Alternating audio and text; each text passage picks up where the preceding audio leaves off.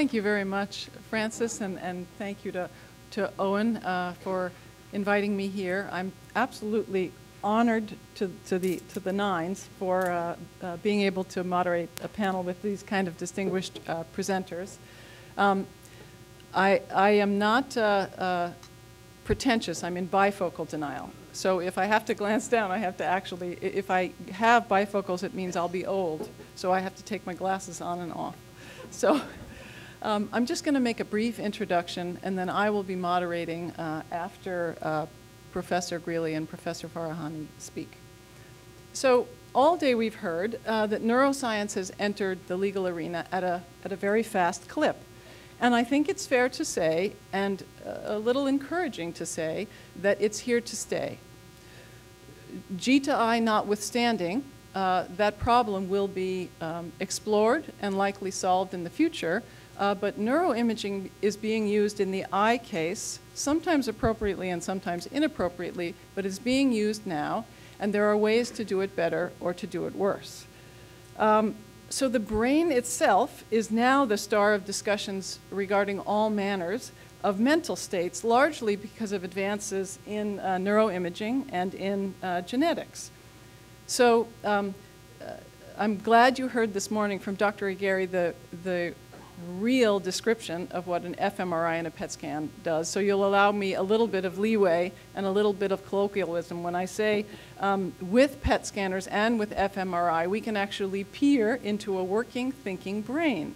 We can pose it a task, we can show it a picture, we can ask it to do something, and then see, don't cringe, which parts of the brain light up, so to speak, in metaphor. So Professor Farahani is going to talk to you about the kinds of claims that have been asserted, some successful and some not so successful, based on these descriptions that are really lodged in both behavioral genetics and functional neuroimages.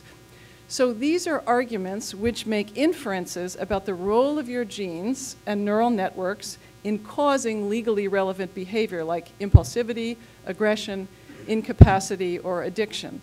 So you've heard a lot this morning about the validity of those inferences. This is going to describe which inferences are being made, in which areas, and whether they're successful or not. So Professor Greeley is going to describe the use of neuroimaging to measure subjective mental states. So he is, in a sense, charged with mind reading.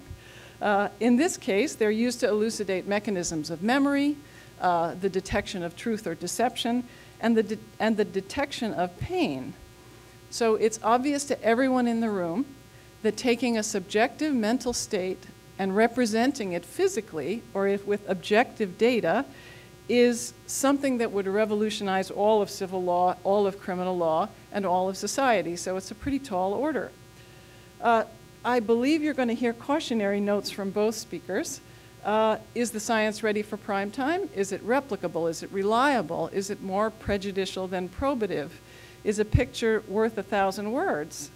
So one thing is clear. There's a lot of translational work left to be done in taking a mental state and representing it physically, or taking a picture of a brain and taking it into a causal explanation for criminal behavior or a civil wrong.